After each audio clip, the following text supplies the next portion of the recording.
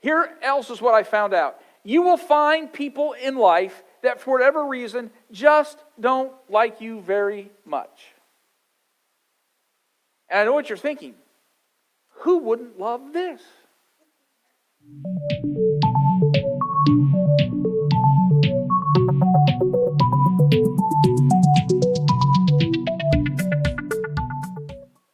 I'm thankful for everyone. I'm very thankful for the impact that this church has been able to have this Christmas. The number of thank yous that I've received this week from a lot of different quarters, and all the different families and things that we've made a difference of. And I want to thank you for your faithfulness.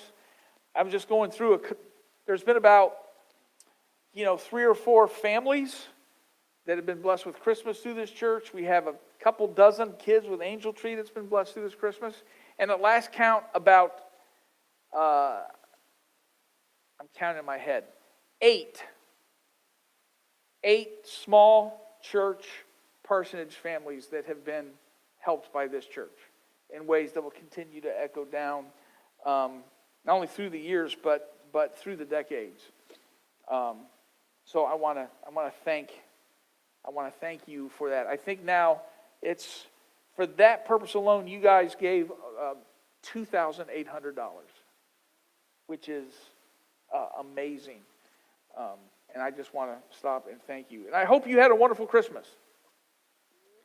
We have a weird year where it's seemingly in every state around us is getting lots and lots and lots of snow. And we're getting none. And I know some of you are very, very happy about that. There's a few of you that are very upset about that. Tomorrow morning, I'm going to be going back to Ohio, spend some Christmas with my family. They had a white Christmas yesterday, so maybe we'll get our little white Christmas in tomorrow night. And I hope you had a wonderful Christmas. And I realize that not everyone did. I realize that for some, this Christmas might have been harder. Others, this Christmas might have been a little more alone than usual. There's more people around, and this was a much quieter Christmas.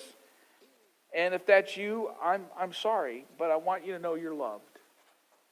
And I want you to know that this different Christmas is not unnoticed by others, not unnoticed by God. And so please know we'll be praying for you in the coming days and weeks. For others, Christmas was its normal high point. In a few days, the routine will once again begin. This is that weird, I don't know about you, but the last couple days when I wake up in the morning, and I'm sure it'll happen this week, the first 10 minutes of my day is me trying to figure out what day it is. Because the routine's off. This week will be the same. We'll have New Year's Eve on Thursday, New Year's on Friday, and everything will be a little off. Maybe 8 days from now, the routine will begin, our normal way of living. And with the routine of life comes, well, the issues that come with life. When those normal things happen, how are we going to react? Coming off any high point, it's amazing how quickly we get smacked in the face with the reality of life. And I know that's going to be the case. So what I'm doing today is I'm going to go through I'm not reading all 3 chapters, Matthew 2 and 3 and 4. Just highlights from these chapters. All these describe events that happen after Christmas night, but before Jesus starts his public ministry. Those times of life that are after Christmas, when things can get a little tricky. I'm going to start by reading Matthew chapter 2. This is about the wise men. When they saw the star, they were filled with joy, and they entered the house and saw the child with his mother Mary. And they bowed down and worshipped him. Then they opened their treasure chests and gave him gifts of gold, frankincense, and myrrh. I know that's sometimes part of our Christmas story, but in reality, that happened probably many months or a year or two later. So here's one thing that I know is going to happen in your routine life after Christmas, and that is this: people will be a problem. I know I'm not telling you anything that you don't already know. People will get in the way. in ways that you can't possibly predict right now. I don't know what it would have been like for Mary and Joseph. They had to live in a very common, very average, very humble home in Nazareth. And then to be told, or then to have all of a sudden people show up at your door, people of great importance from another country. I don't know about you, but there's nothing that fills a Midwesterner with more terror than a phone call that says, hey, we're going to be popping by your house in 10 minutes. Because you know that that's 10 minutes of absolutely frantic activity. The 5-minute clean and then 5 minutes taking up everything you see and throwing it in that one room or in that one cupboard. So everything looks exactly in order when the people come. We do the same thing. And then when they leave, you got to have help because you got to open up that cupboard and you have a bunch of people there to catch everything that falls out. I don't know what it would have been like to this common home to open up the door and see these 3 very prominent people, we think maybe from Babylon, from the east, that all of a sudden show up at Mary and Joseph's house. You're going to have unexpected people impact your life in unexpected ways. When that happens, I hope that we'll just, instead of being all worried about how it upset our normal routine, is stop and accept sometimes the gifts and the unexpected blessings that might happen as a result. Not only is it unexpected, but sometimes there's difficult people to get thrown in our path. At the same time, King Herod was very jealous, and King Herod issued a decree because the wise men had told him they were searching for a king. He had to eliminate this potential rival to his family line, and he said anyone under the age of 2 in this area, if you see a male child, that they should be killed. I'm sure that went on Mary and Joseph's radar either. Here else is what I found out. You will find people in life that for whatever reason just don't like you very much. And I know what you're thinking. Who wouldn't love this? Who knows why? Maybe you remind them of someone from 20 years ago. Maybe you look like the sister that they never liked very much. Or maybe, I don't know, maybe they view you as a rival. Maybe they're jealous of your family. Maybe they're jealous of your relationships. Or maybe they're just not very nice and they just don't handle people well. Imagine having someone come into your life and you find out that's out to kill your child. And all of a sudden in the middle of their after Christmas, in the glow of the events, finally back home, can reset up their normal routine, and then they have to just upset everything and to avoid the one person that might be out to get them. People will get in the way. And that will prove to be a challenge. I would encourage you, if people get in the way, don't think you have to fight back. Don't think you have to fight fire with fire. I think there is something to be said for the ability to stand firm. You do not have to fight every battle in which you are invited to join. And in the middle of all that, don't lose heart. You're not experiencing something that countless people have not experienced before. Difficulty with people. It's going to happen. So not only will people become a problem, let me read a little bit of the Herod story from Matthew chapter 2 a little later. And when the wise men were gone, an angel of the Lord appeared to Joseph in a dream. Get up, flee to Egypt with the child and his mother, the angel said, and stay there until I tell you to return. Because Herod is going to search for the child to kill him. When Herod died, an angel of the Lord appeared in a dream to Joseph in Egypt. Get up, the angel said, take the child and his mother back to the land of Israel, because those who are trying to kill the child are dead. So I can tell you this with certainty. People will be a problem. Here's the second thing. Life is going to have unexpected twists and turns.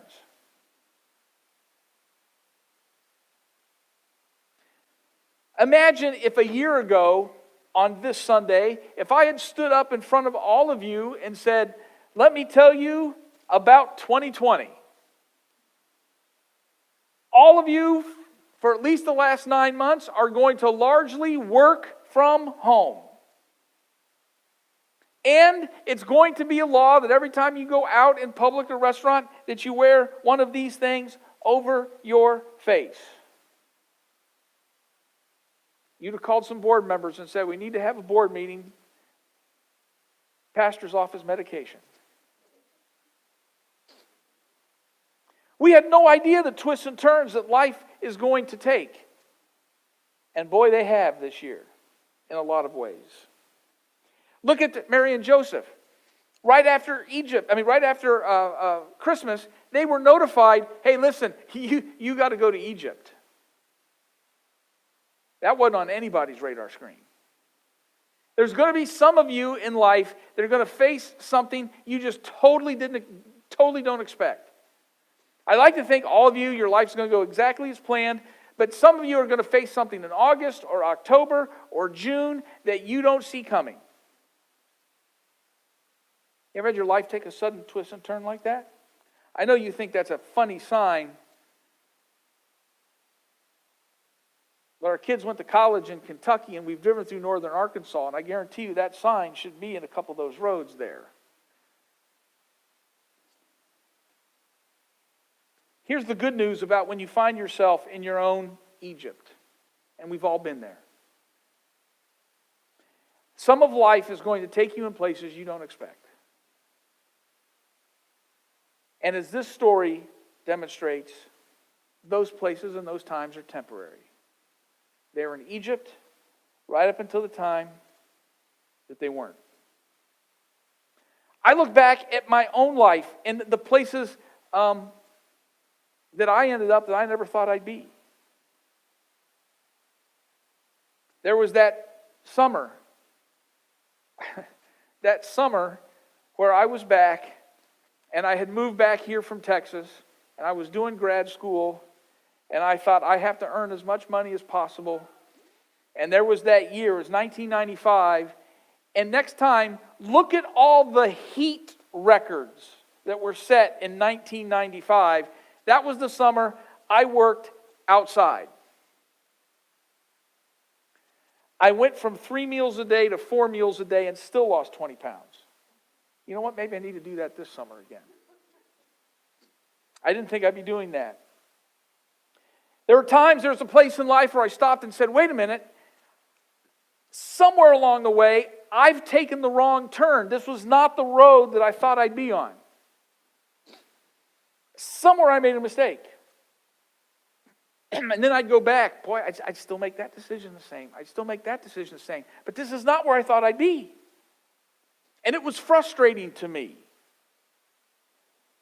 There was a time I just had to be okay with it. And now if I go back and I look back 20 years or 25 years and said, wow, if you could go back and just engineer the twists and turns, how would you make it different? If you'd have asked me that 20 years ago, I would have had a list of things of how I'd make it different. If you ask me now to go back, I'm not sure I would change anything. Because I didn't see then how that was preparing me for what was to come. There was a lot of blessing in life that was going on that I didn't see. There was a bunch of years there where I was my daughter's soccer coach and my son's little league coach. And if it had gone differently, that road hadn't happened, I don't think I would have done those things. And I can't imagine now what life had looked like without those things. Twists and turns do not mean that you are outside of where God wants you to be. I was talking to a young man just 2 weeks ago. I was talking to him about potentially coming to a church to be senior pastor. And I have to do that from time to time. And I was talking to him, and he said, man, I'm really interested in this. I would love to do it, but can I apologize ahead of time? And I go, why would you apologize? He said, well, it sounds interesting to me, but my wife had a cancer diagnosis, and I'm not sure how that's going to impact, and I hate to have to have all these think his word was worldly concerns enter into this decision. And I said, stop. I said, don't ever apologize again. I said, life has a way, if it doesn't choose some roads for us, there are times it certainly chooses the lane we're in. And it is what it is. And you will serve the Lord wherever you're at, but don't ever apologize for some of the places that life takes you. Sometimes these twists and turns are temporary. There's also another thing. I'll go outside of Matthew for a second because we all know about it in Luke. There was that well-known story in Luke where probably for Jesus' bar mitzvah, they went to Jerusalem to celebrate, and then Mary and Joseph started back, and Jesus wasn't with them. Who knows how those accidents happen? And who knows why? There's going to be times when someone drops the ball. Your kid's going to drop the ball. Your parents are going to drop the ball. Your wife is going to drop the ball. Your husband's going to drop the ball. Accidents happen. And here's what we try to do. We try to stop and be sure we find out who's to blame and be sure everybody knows whose fault it is. I would encourage you when that happens, don't spend time assigning blame. Go back and pick up the pieces together. And somewhere in that togetherness, somewhere in there might be an unexpected blessing.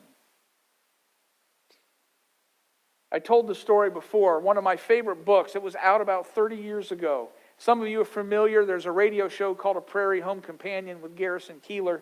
He wrote 2 books. The first one's called Lake Wobegon Days. I highly recommend the book. If you grew up in the Midwest, you'll read that book and you will swear that that book is written about your hometown. And he was telling a story about a husband and wife, and they were about 70, and it had been a little rough in their home for a little bit, and the wife had a doctor's appointment in Minneapolis, because Lake Wobegon's in Minnesota, and they were driving to Minneapolis, and they got in an argument about something, and on the way back from the doctor's appointment, the argument was in full swing, and the husband had to pull off to a truck stop to use the facilities. And he said to his wife, do you have to use the facilities? And she said, no. He goes, I'll be right back. And he went in to the truck stop, and somehow in that minute or two he was in, his wife all of a sudden decided, you know what? I need to as well. And so she went in the truck stop. And then the book said something like this. It said, who knows how these things happen? Maybe he's just tired, or maybe he didn't want to look over at his wife to restart the argument again, and maybe just the tension of the day, but he got back in his car, didn't even look over the passenger side, and started driving home. And it wasn't until he got on the interstate and looked over and saw that his wife wasn't there. But then he couldn't just turn around. He had to wait till the next exit, which was another 15, 20 miles. When he got there, he had to pull off and come all the way back. And by the time he made it back to the truck stop, well, she had called someone and she had been picked up and she was already on her way home. And it told the story of him driving home, and he was a farmer, and he got about a half mile from the farmhouse to where he could see his farmhouse. And he saw that the lights were on in his home, and he saw the figure of his wife walking, in the kitchen. And he said, he couldn't face her. So he just decided that he would just stay and park his car in the field a half mile away, because he didn't know how he would ever go home, and he didn't know what he would say. He was so embarrassed about what he would do. And he goes, I don't know how long he was there, whether it was a couple hours or 3 or 4 hours. But the line in the book is very funny. The line in the book said, he didn't want to go home. But after a few hours, he had to. Because if he didn't go home, he would have to do his business in another man's field. And there was a big black line between doing that. So he decided he'd go home. And he walked in the house waiting for the voice. And when he walked in the house, his wife ran over and put his arms around him and hugged him and said, I'm so glad you're home. I thought you'd left me. Sometimes accidents happen. There might be a blessing in there somewhere along the way. Life will have unexpected twists and turns, and I know they're coming this year. And when they do, I just said, Stay faithful. They're temporary. The last thing is in Matthew chapter 4.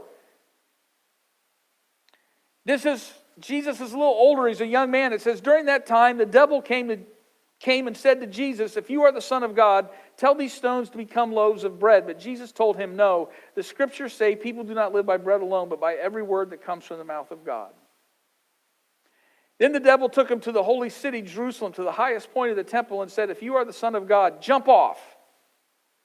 For the scriptures say he will order his angels to protect you, and they will hold you up with their hands, so you won't even hurt your foot on a stone. And Jesus responded, the scriptures also say, you must not test the Lord your God. There's a third one where the devil showed Jesus all the kingdoms of the world and said to all, I will give you all of these if you will just bow down to me. There's a certain order to this temptation. The Jews would say there are three ways we're tempted: the desires of the flesh, the lust of the eyes, and the pride of life. The first of these is desires of the flesh. Tell these stones to become bread. Sometimes the physical will take us where we don't want to go. I want his Twinkie. I'm going to steal it when he's not looking because I'm hungry. Or probably in a way a lot of people do it now. My wife has had a headache for a week now. I'll show her. I know when that new person's at the water cooler, I'll go strike up a conversation. When we let physical things get in the way of life. The second one is lust of the eyes. When he said, throw yourself off the temple, you know nothing will happen to you. Then they'll all see who you are. That money should be mine. That new position should be mine. People should see I'm more important than maybe I think I am.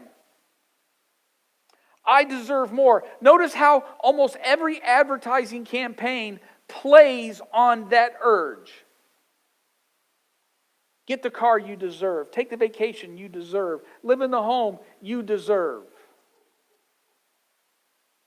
If a lot of people I meet in the world, if they lived in the home they deserve, we wouldn't have as many nice neighborhoods as we do today. The desire for a thing overwhelms our life and our choices, and we begin to pursue this thing that we want more than anything else. And the last way we're tempted is this pride of life. When this all-consuming passion for me becomes far too important. You hear a lot in culture about this line that it's wearing thin on me. The first thing you have to do is learn to love yourself. A lot of people are quite successful at loving themselves. The Bible has a different pattern to life. It says, love God with all your heart, soul, mind, and strength, and love your neighbors yourself. When we do that, it's amazing the difference to self that happens. When we love ourselves, it's also amazing the changes that happen to self. We become more selfish and hardened and cold. We become willing to fudge the truth or lie or cheat or cut corners just to make myself look good. Here's the thing about temptations. I know they're going to happen. No matter what stage you are in life, new things, pressures, new avenues into your life occur. Here's the thing. It'd be one thing to say, may I never, ever, ever be tempted. May there never, ever be a hurdle to overcome. But we grow by overcoming hurdles. We become deeper and wiser and stronger. So I'm just telling you right now, temptations will happen. And it doesn't mean there's anything wrong. It means you're just human. So I challenge you this Christmas, this after Christmas time, to live a life of faithfulness, to live a life of humility, to live a life of forgiveness. One who seeks forgiveness often, one who offers forgiveness always, and by doing so lives in the continued blessing that happens to us in Christmas.